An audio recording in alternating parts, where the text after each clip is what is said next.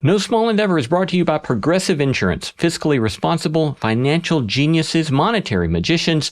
These are things people say about drivers who switch their car insurance to Progressive and save hundreds. Visit Progressive.com to see if you could save. Progressive Casualty Insurance Company and Affiliates. Potential savings will vary. Not available in all states or situations. Hey there. Did you know that we have a newsletter? Just imagine if you could have one of your favorite ethics professors send you a list of things to reflect on, think about, practical actions with which to experiment, all on your way to sorting through what it might mean to live a good life. Well, that is the NSC Notebook. I riff on themes and topics related to the show and our guests. Sign up for my NSC Notebook today at nosmallendeavor.com/newsletter. I'm Lee C. Camp, and this is No Small Endeavor, exploring what it means to live a good life.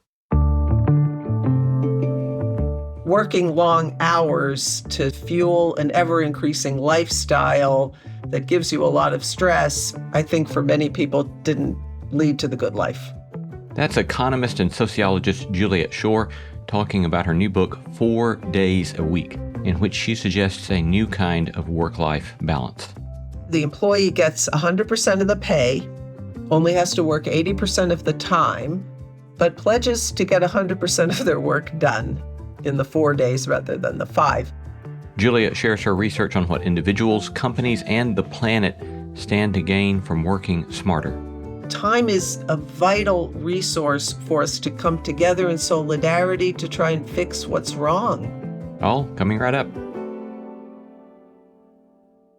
It's summertime, and that means I'm now planning some of my summer adventures with my lovely wife, Laura. But wherever summer takes us, we all need nourishment that keeps up with our daily adventures.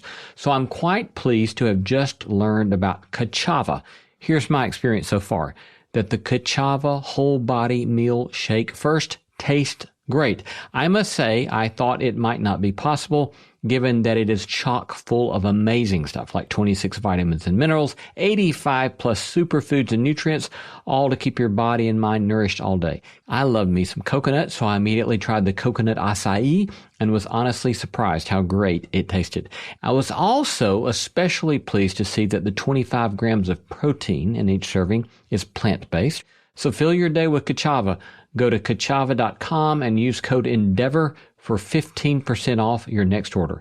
That's Ka'Chava.com, Kachava.com, code ENDEAVOR for 15% off. Lately, my lovely wife, Laura, and I have been trying to clean up the way we do a lot of our chores and errands to simplify our lives. And so one of the ways we've tried to do that is to clean up the way we shop for groceries. And so recently we gave Thrive Market a shot.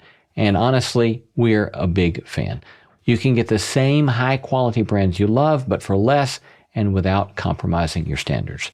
They actually ban over 1,000 ingredients that are still allowed in U.S. products. And the site is super easy to shop. You can filter by diet, like gluten-free, paleo, keto, low sugar, vegan, so you're not wasting time reading every label. It's not just food. Thrive has supplements, household items, and clean beauty too. All vetted and all way more affordable than you or I expect. And the shipping, fast and carbon neutral. Head over to thrivemarket.com/endeavor to get 30% off your first order and a free $60 gift. That's thrivemarket.com/endeavor, thrivemarket.com/endeavor. Hello, friends. One of the things I've taught students for many years now is that one of the most important things they can do is pay attention to their meta habits. Big habits that leave lots of things in their wake, and that this is key to living life well. For centuries, the cardinal virtues were thought of as just such meta habits, profound practices that have a disproportionately large impact upon your life. The 4 cardinal virtues: courage, temperance, prudence, and justice. They were considered essential to a good life, but today we hardly talk about them. Most people can't even name them. That's why we're launching a special 4-part series exclusively on NSE+. In this series, I'll take a deep dive into these virtues, what they mean, why they matter, and how they shape a meaningful life. Think of it like a private college course, except it's way practical. Join us on NSE+ to start listening today. Sign up at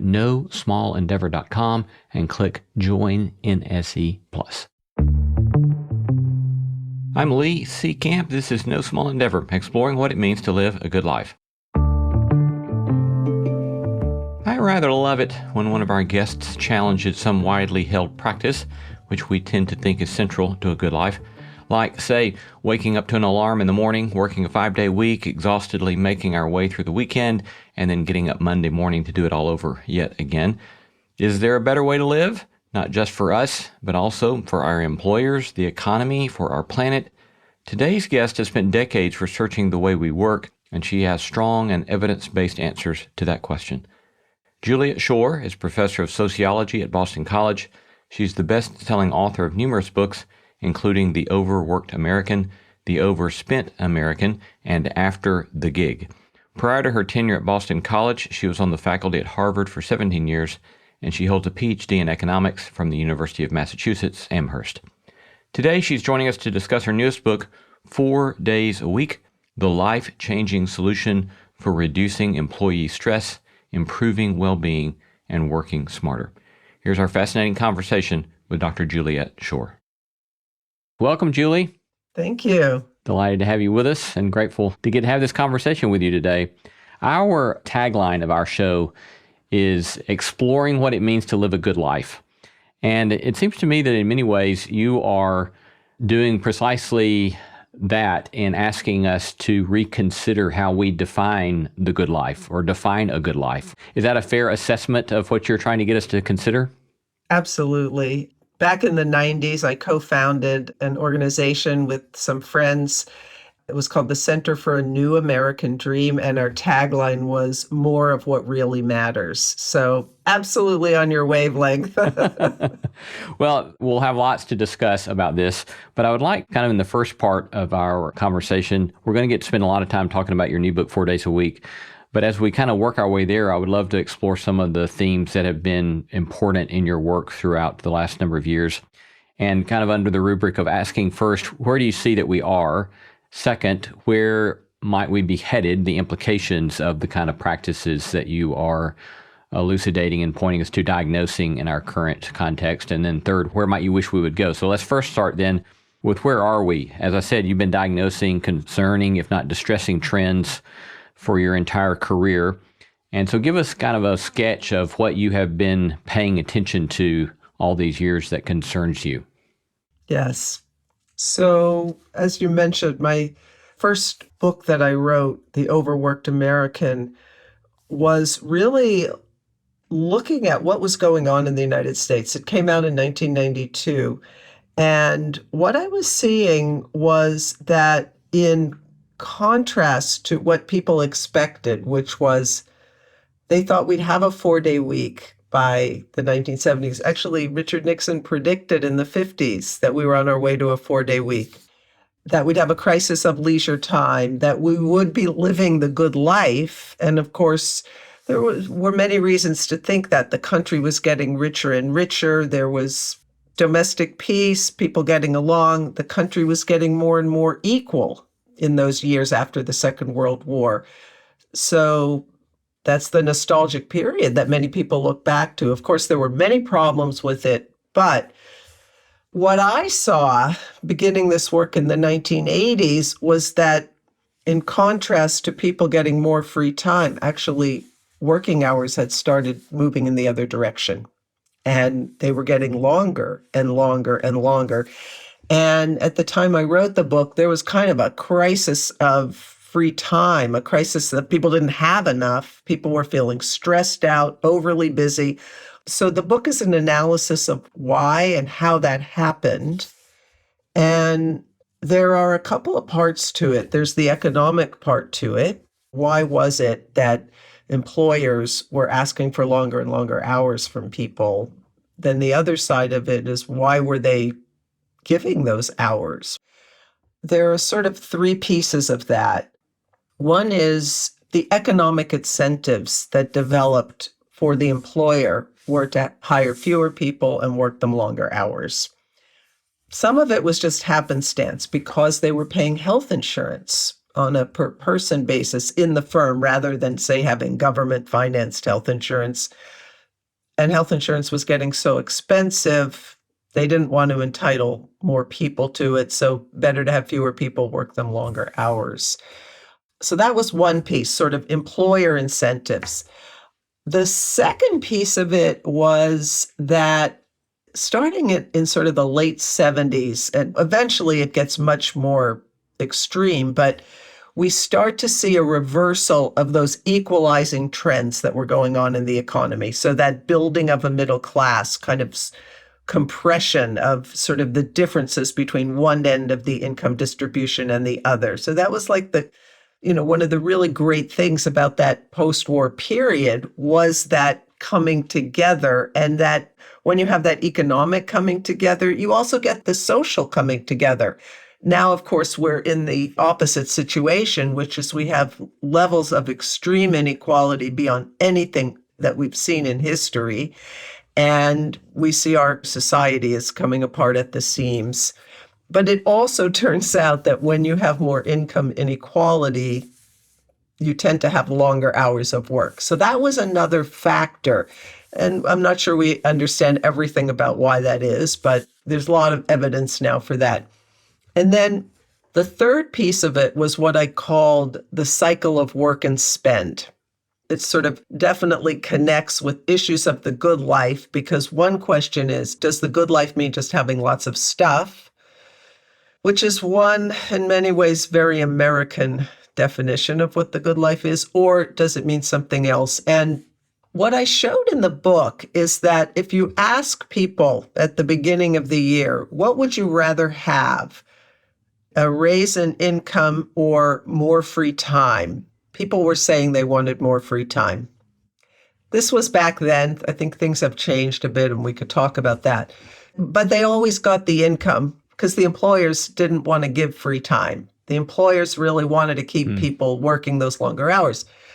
A year later, when you ask them if they were consistent, they would say, well, I would prefer the free time, but now they don't want to give up the income. Once they get the income, you need the income. You spend it, you buy stuff, you get used to it. And so people's preferences changed along with the income. And I sort of distinguish between the conventional economic story, which is that workers get what they want. And so if you see people in a country working long hours, it's because that's what they prefer. And who are you, Juliet Schor, to come along and say people work too long, right? But what I was arguing there was people ended up wanting what they'd gotten. So rather than getting what they want what they've gotten. So they acclimate. And that cycle of work and spend is really important in understanding, in many ways, how we've gone off the rails for the good life, because the incentives in the economy have pushed us always toward work longer, work more, grow faster, produce more, etc., rather than, look, we're getting more and more productive. We could have more free time. And if we did, it would allow us to have a higher quality of life. It would allow us to get to the good life. And we can talk about the components of that. But working long hours to sort of fuel an ever-increasing lifestyle that gives you a lot of stress, I think for many people didn't lead to the good life. It's almost as you're describing all of that, in theological terms and or more philosophical terms, a lot of times we'll talk about formation, and that a lot of times people will assume that desires are given, but instead, there's a lot of research and philosophical work done on the ways in which desires are formed and or even manufactured. And you're kind of pointing to the ways in which these larger social and economic trends have shaped our desire. In this case, I want more money instead of more time, and I want to spend more, and then that makes me want to have more money, and that makes me want to spend more. That becomes kind of our self, that we're formed into that kind of way of being. And in your next book, The Overspent American, as I kind of understand what you do in that book, you don't necessarily seem to be blaming marketers, but instead asking the question, well, how is it that we have made spending itself this kind of social art, that we're not thinking about what we need as much as maybe it's a sort of performative thing that somehow gives us a sense of accomplishment or goodness? Well, I love that you said the book isn't pointing the finger at marketers, because too many people have read it that way, but absolutely. So it was my next book. And the reason I wrote it was when I was giving talks on the overworked American, someone in an audience raised her hand and say, how do we get out of the cycle of work and spend? And as an economist, I really didn't have an answer to that. So I started thinking a lot more about that. It is what led me into sociology as well. And the answer in that book is really about the social pressures to spend, the way in which society is oriented, sort of set up, structured, such that our spending patterns, what we have, the kind of house we live in, the car, what we're wearing on our wrist, etc., those things are really key in establishing our social identities. And so, in order to achieve and maintain a social position, people have to spend to that level that they're aspiring to. And what I argued was happening at the time, so that book came out in the 90s, was that growing income divide was leading to a bigger gap between what people were trying to achieve, which was, basically some kind of middle-class status, and what their incomes allowed them to. And so that created, I called it the aspirational gap. And that gap between what we feel we need and, what the average person can afford has grown by a lot. And that creates a level of dissatisfaction. One of the pieces of research for the book asked people about what we call in social science a reference group. So who is it that you look to in terms of their standard of living? Your friends, family, etc. And then how much money do you have in comparison to those people in your group? And what I found was that people who had less money than the people they associate with spend more and save less. People who have more money, people whose social circles are people with lower financial status than they have, tend to spend less and save more. So it's the social context that really matters. I'll give you one more anecdote from that book. I had a student at the time who lived in Arlington, Virginia, which was a town that had lots of little houses, but it was a time of booming real estate. People were building big mansions on small plots of land. And her house was always the biggest house on the block. And what happened was that somebody else moved in next door, did a tear down, and built a much bigger house. And her mother lost her mind. She went to court to block it. She became consumed. So it's just the point that our relative position really matters. If everybody else has a small house, okay, So it's that social context that tells us what's enough, what isn't enough, what we should aspire to, what's over the top, etc. We are super social beings, and the spending piece of it is really key. And when you have an economy that's constantly generating more growth, whoever it's going to, if it's going, the people at the top, then everybody's looking at them. It's the never-ending escalator of consumer desire.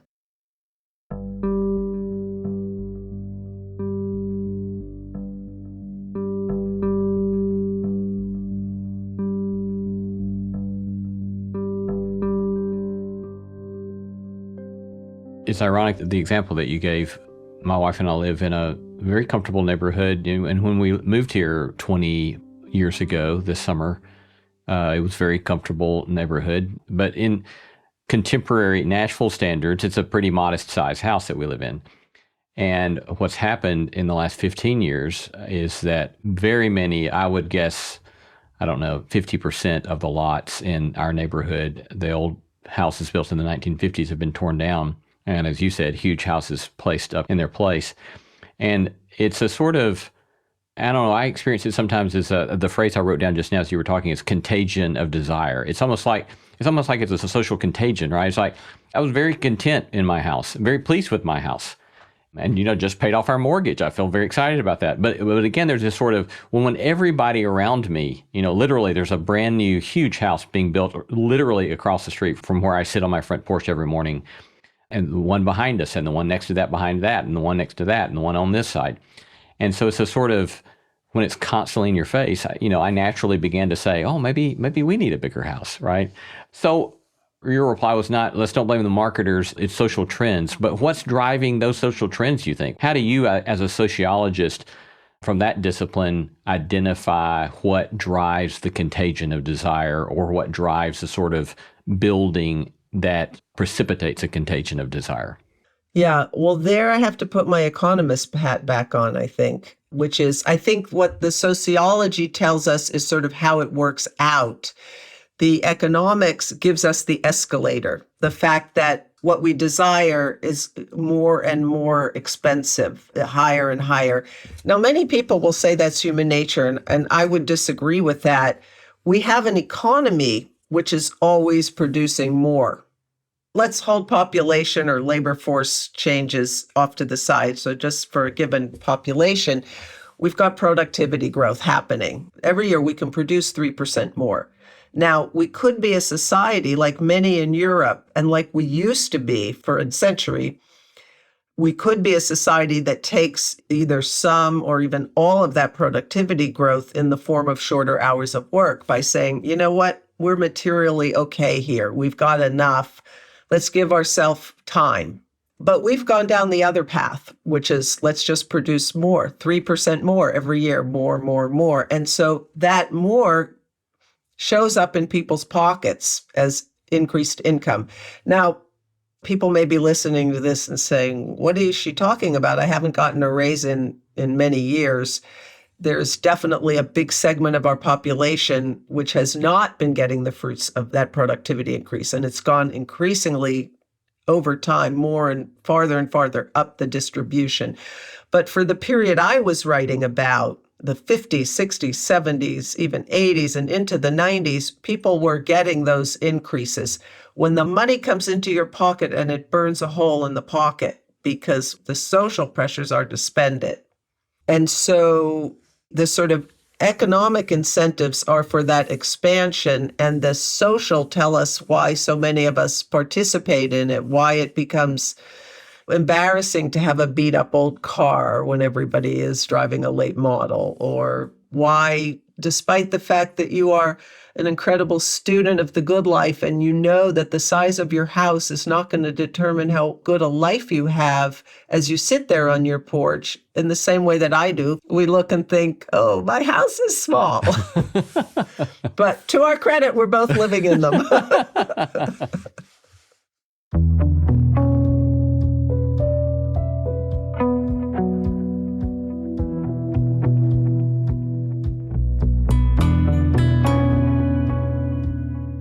You're listening to No Small Endeavor and our conversation with economist and sociologist Juliet Schor. I love hearing from you. Tell us what you're reading, who you're paying attention to, or send us feedback about today's episode. You can reach me at lee@nosmallendeavor.com. No Small Endeavor is also a podcast. You can subscribe in your favorite podcast app, and there you can find show notes and a complete transcript. We also have a free bi-weekly newsletter in which I riff on themes related to the podcast. You can learn more about both the podcast and the newsletter on our website at nosmallendeavor.com. Coming up, Juliet and I discuss how the pandemic changed the way Americans think about work, the perils of a free market economy, and her research supporting a 4-day work week.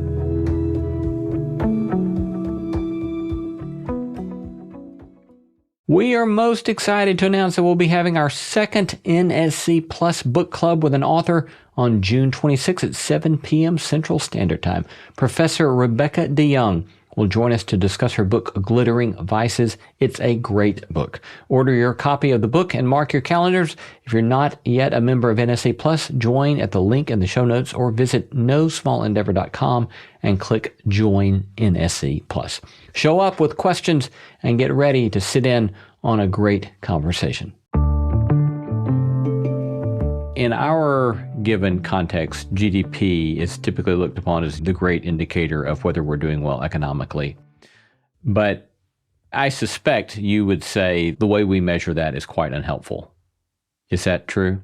Absolutely. So GDP ceased to be a good measure of well-being back in the 1970s. So it's really interesting. You take an alternative measure like the genuine progress indicator, which I had some involvement with because they used my data for work time, or human development, kind of all of these alternative measures, which are broader well-being and quality of life measures, not just GDP. They all moved together with GDP until the 70s, at which point they started to diverge. For the reasons that we have been talking about, which is the reasons that people had to work longer hours, they went into debt, social fabric begins to fray, ecosystems start to break down. All of those things which are really key begin to go in the wrong direction. And of course, inequality being a huge dimension of this also starts to go in the wrong direction. A highly unequal society is almost always a not good life society. And that there's just so much evidence about that, the correlations between relationships between a more equal distribution of income and lots of well-being indicators, whether we're talking about individual health or social well-being. So the GDP, it was never meant to have that sort of pride of place that it took, because economists always understood how flawed a measure it is. What do you see down the road if the kinds of social trends with regard to work and economics continue? What's the outcome of those would you project? Well, I think to understand that, we've got to look at the underside of what I was writing about in the 90s, which is it's not just that our living standards are going up, and we're working long hours. Those have really problematic impacts. So starting with the work time, people work all the time. The quality of their social relations really goes down. And we can see this in data on loneliness. We can see it in data on time spent with friends and family and so forth. And that fraying of social connection, not only, but in part because of long working hours. Now, other people may point to media, social media, or television, computers. There are multiple things there, but the work time thing is really key. I mean, it directly undermines our well-being in the world, because time for connection, social connection, and deep social connection, that's at the absolute core of a good life. The second piece of it is that all that production we're doing is destroying the planetary ecology. And that's very direct relationships there. And I've done a lot of work showing that where you have high hours of work, you have much higher carbon emissions, for example. A lot of work on the eco footprint, ecological overshoot. I mean, on all these dimensions, it's all tied to production. And so we're in this, people call it the great acceleration, that post-war period in which suddenly we're doing so much more of everything. There is some population increase there, but the other big thing is the tremendous increase in how much people are consuming all around the world. So that system that I was writing about, that work and spend system, is destroying the bases of the good life. It's destroying social relations, it's destroying the planet, our well-being, etc.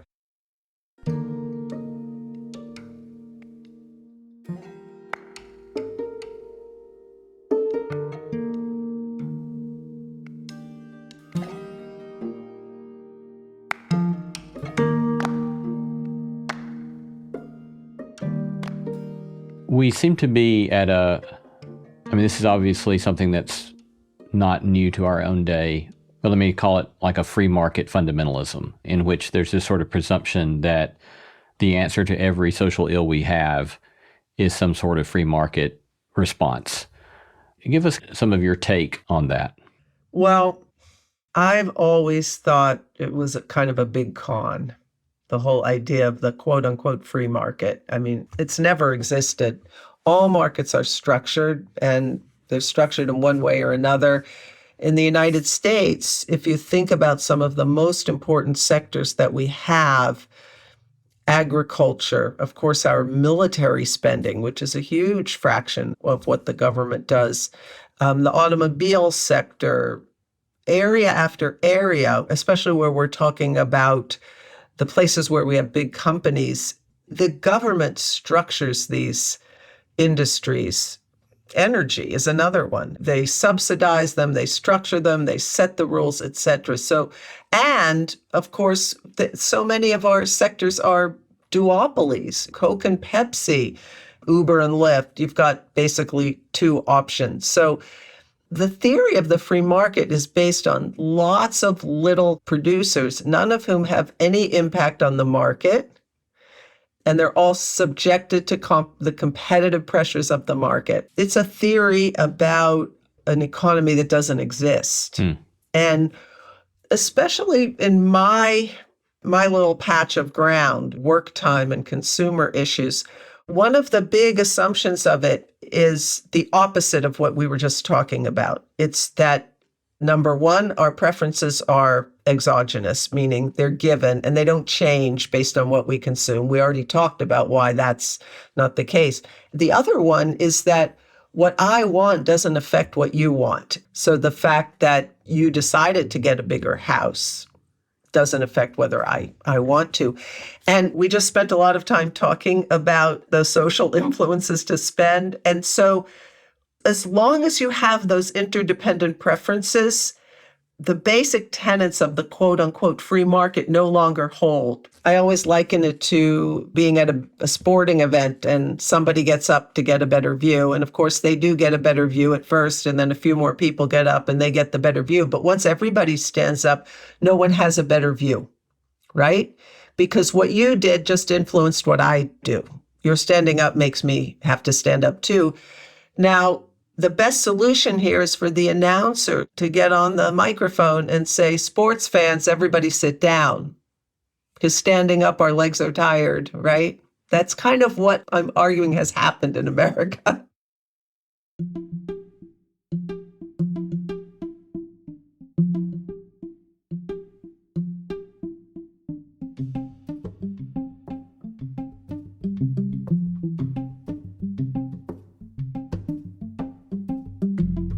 And the end of your latest book, 4 Days a Week, in the conclusion, you speak of a, quote, path to healing our troubled world. And then in the last 5 lines of the book, you say, we need to dig deep to develop the most humane versions of ourselves. Capitalism accelerated everything. Now we've got to decelerate the pace of daily life in order to give ourselves time to think, connect, and act. We need to slow down and focus on what really matters, which is thriving and surviving. We have a planet and people to protect.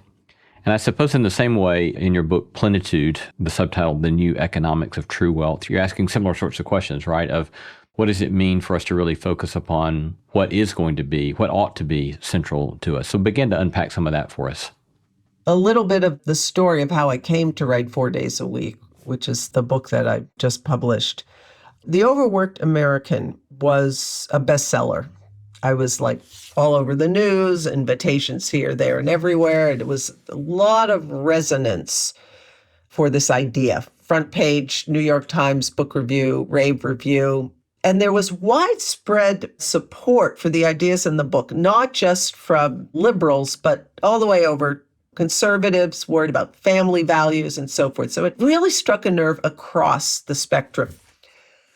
So I was hopeful that some things would start to happen. And I either was approached by or reached out to some corporations to talk to them about, let's do some interventions here in your company to try and reduce hours of work. I think it's going to improve people's well-being. I think that it'll be economically viable for you, the company, et cetera. So I had a series of conversations, and in the end, none of them went anywhere. And then the issue just kind of dropped off as we got more into austerity. And of course, the worsening income distribution really captured a lot of attention, as it should. And there really wasn't anything happening. During the pandemic, things started to change. And I was approached by someone who was going to run a trial of companies that were going to give their employees a 4-day work week, 32 hours. So not a compressed 4-day, 32-hour work week with no reduction in pay.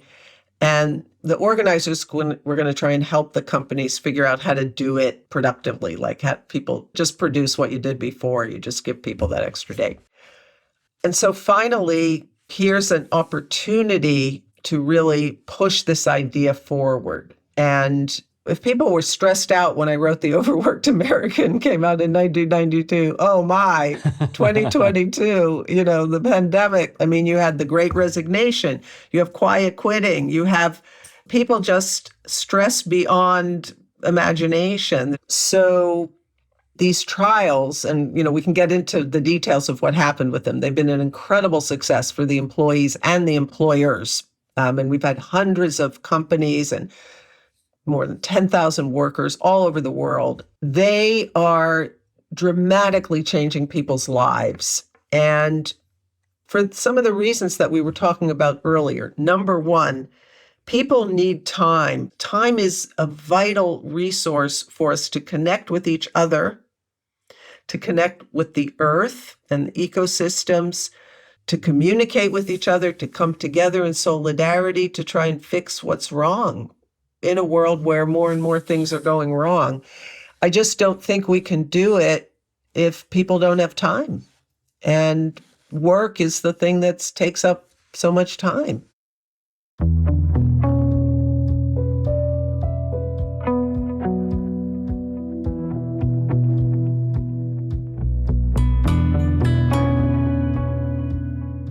Coming up is a short break, after which Juliet and I discuss the research supporting a 4-day work week and the potential benefit it has for workers, employers, and the planet.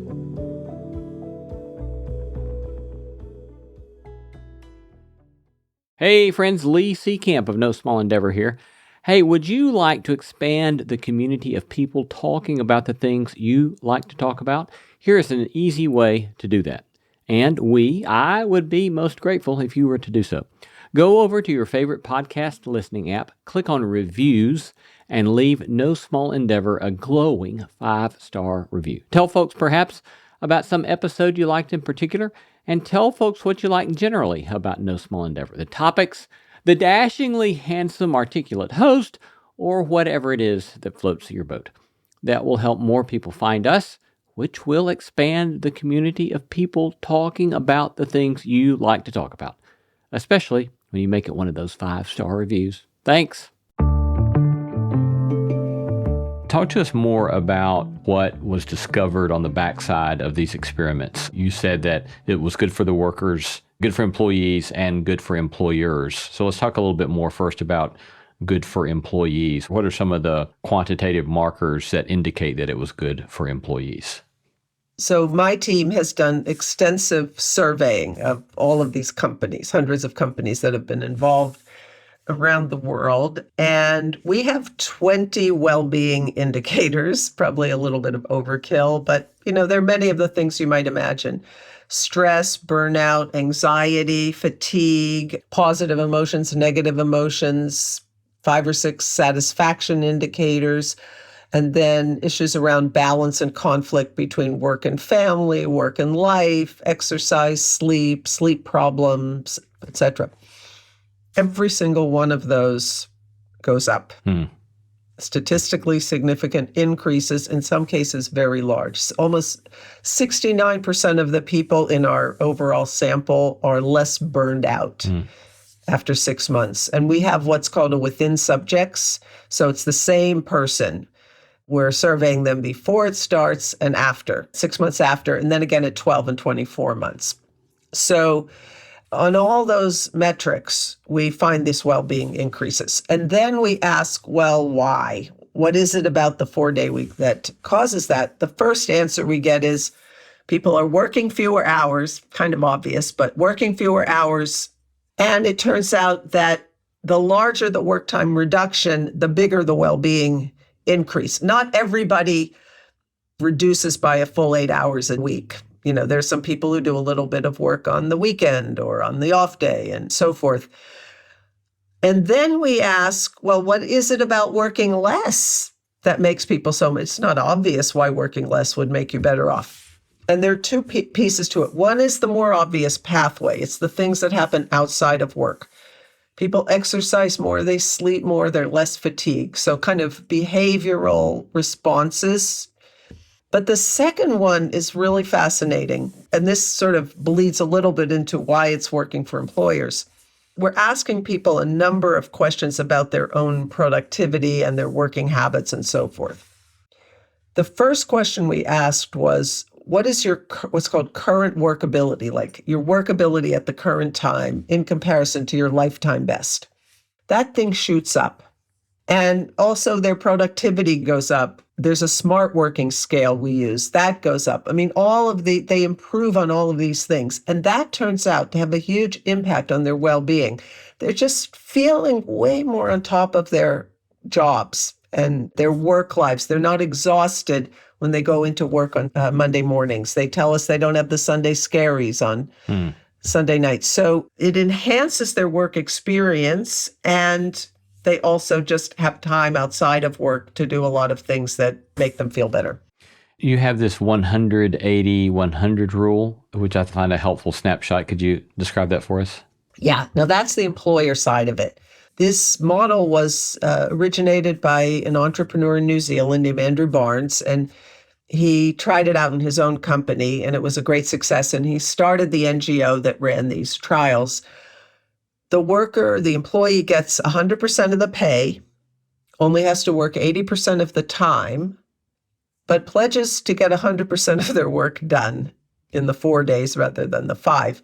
Now, we understand that this is not mostly an individual thing. So the companies spend months before they go onto the 4-day week doing what's called work reorganization. They make their organizations more efficient. They cut down on unnecessary meetings. They give people more focus time. They look at the forms they're requiring, lots of things that they're doing. And it really varies. Like the brewery has a different process than the marketing agency, but they all go through that. That's the employer success piece of it, which is they say they manage to either maintain or increase productivity for the most part. Not in absolutely every occupation, in every company. In a few cases, we hear, they'll do a little bit of hiring to cover a division that just can't manage with the 4 days, but they'll get other savings elsewhere. Or they save a lot of money because people stop leaving, and turnover is very expensive. And in some of the really high turnover kinds of companies, we have like the hospital chain or other healthcare, the restaurants, they pretty much we just have to stop this massive exodus of people, which is costing us so much. So they're not asking for 100%. People were so burned out, they're just giving them a break. So I call those 180-80 companies. So if you had those 20 indicators that you tracked with regard to employees, what were the indicators of success with regard to the employers that you tracked? So that was more difficult because we have a lot of this is mostly small and medium size enterprises, and many of them don't collect a lot of data, and many of them are white collar, although we have manufacturing, construction, et cetera. The bulk are white collar, so they don't have productivity indicators. So what we got from them are revenue, absenteeism, new hires. We also asked for energy use. We also asked them to rate the trial on overall productivity, on performance, and on ability to attract new employees. And then the ultimate test is really, did they stick with it? The vast majority stick with it. Something like 90% after 1 year are still on the 4-day week. Then some of the companies have very detailed KPIs, key performance indicators. Those generally show really great improvements in the companies who keep that kind of data. So I can imagine somebody asking, how possibly on the 180-100 rule, 80% of the time, but 100% of the productivity, how possibly could that be the case? I have stories about different kinds of organizations in the book, how they do it, how it is that they get 100% in those 4 days. For some, it's what we might call process engineering. So they're going through every step of what they're doing and figure out where they're wasting time. For a lot of the white collars, it's about their meetings. They have way too many meetings, inefficient meetings. They take too long. Too many people go to them. People hate them. They really tighten up on those. They create focus time so people can actually get a lot more done. They learn how to prioritize and stop doing things that were not really very valuable. But here's a great example. This is an internet service provider company in Canada. They service the northernmost regions where you don't have broadband, so they're using satellites. And a lot of their work is customer service, people calling up, I can't link up, help me. They got a massive new contract at the time the 4-day week started. And so when we went back to interview them at the end of the 6 months, we were sort of like, oh, that must have been a nightmare for you with all that new demand. And they said, no, actually, the 4-day week was what made it possible because people would have been too burned out otherwise. And I think this is really common, and it came out in some of my interviews for the book. There are a lot of things that you could do now to save you time later. Like, think about getting a new piece of software.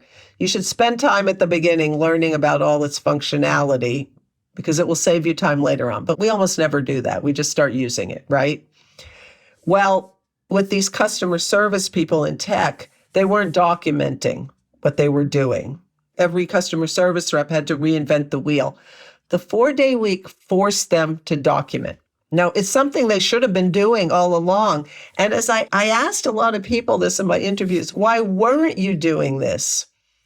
And, I got answers like, we were just trying to keep our head above water, or nobody has the time to do that. This standard economic model assumes that we're always optimizing.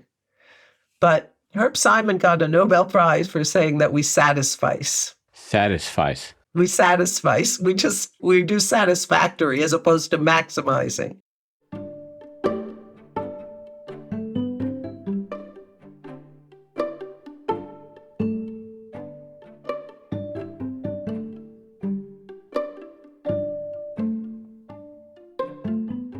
For those who are listening and say, okay, if I wanted to explore this, next steps, there's reading your book is the obvious next step. And then what might it look like to begin to explore whether this could be something that's feasible for any given company?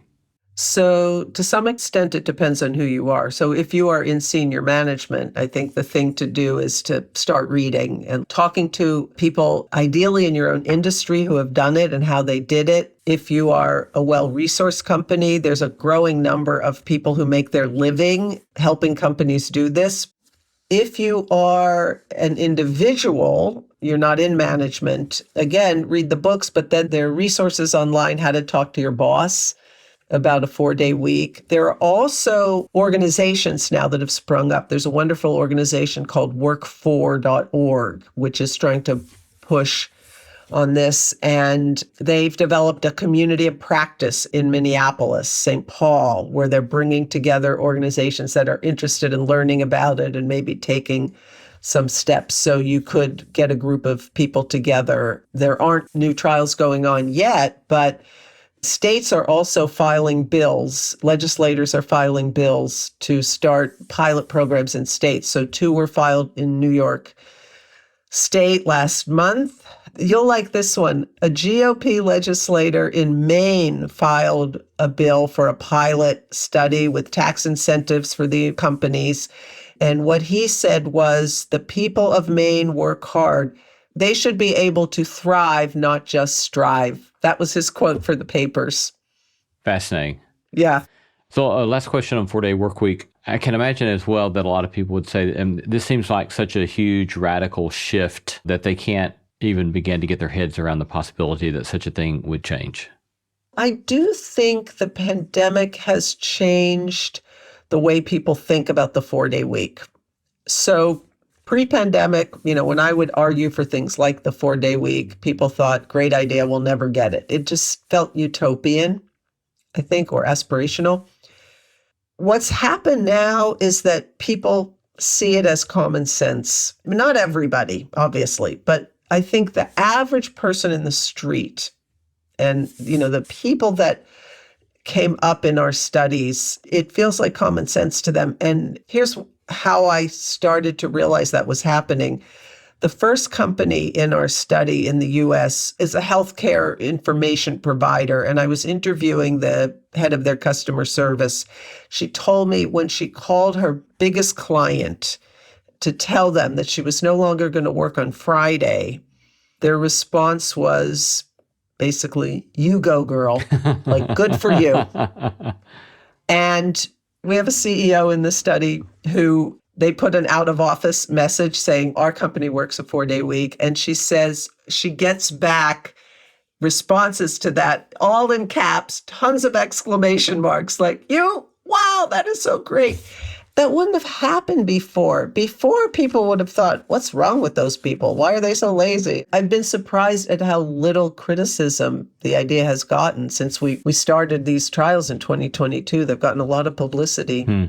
So it sounds like you feel quite hopeful about the possibility that this may get increasing traction. Oh, I do. We have, I think, 11 states now that have introduced bills. There are bills in Congress. I don't think we're going to get legislation anytime soon to change the work week, but one of the things I argue in the book is we are evolving away from a 5-day week. Because if you look at what people are doing on Fridays, it's a lot different. And it's showing up in sort of hard economic statistics.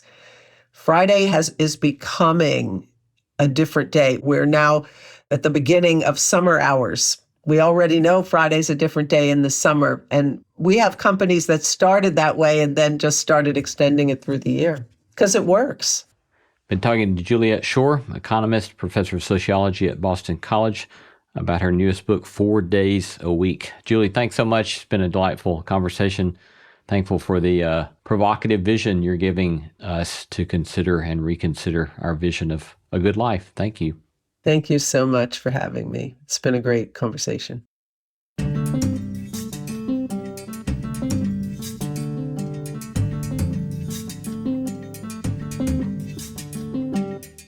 I have often been told that no small endeavor would do better to more specifically define its market niche.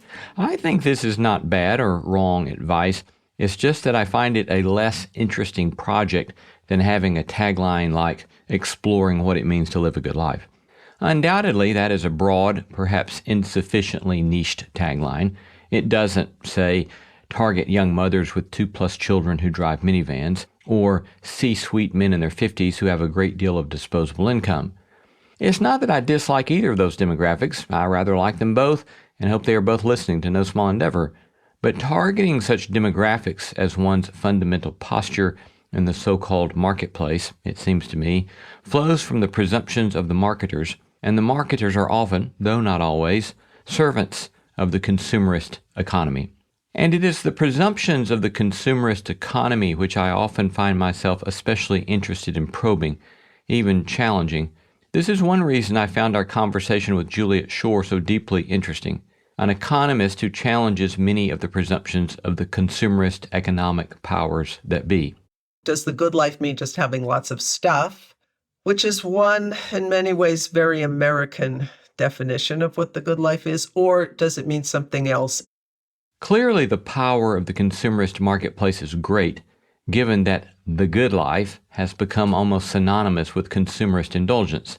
This insufficiently outed power inexorably bears down on us, shaping not merely our work week, not merely the insistent demand for more productivity, which in turn fuels more consumerist spending.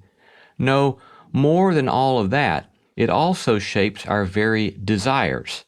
It is an insistent power which seems to lie, promising to make us happy, but makes us, in fact, quite dissatisfied, because it is dissatisfaction that drives the social pressures to spend, the way in which society is oriented, sort of set up, structured, such that our spending patterns, the kind of house we live in, the car, what we're wearing on our wrist, etc., those things are really key in establishing our social identities.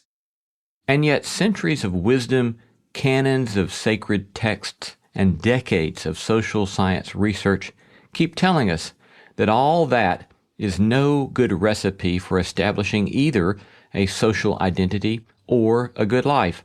So, you young mothers with 2+ children driving minivans, you men in C-suites in your 50s, and all the rest of the lovely human beings who listen to No Small Endeavor, we hope you will all keep exploring together with us what it does in fact mean to live a good life.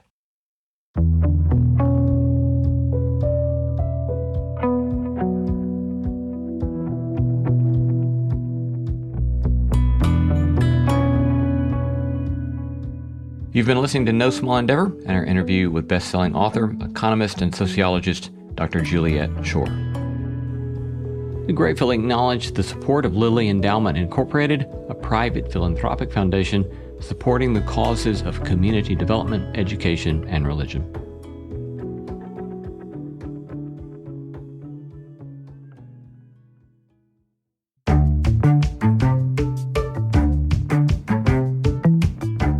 Our thanks to all the stellar team that makes this show possible: Christy Bragg, Jacob Lewis, Carriet Harmon, Jason Cheesley, Sophie Byard, Kate Hayes, Mary Evelyn Brown, Audrey Griffith, and Tim Lauer.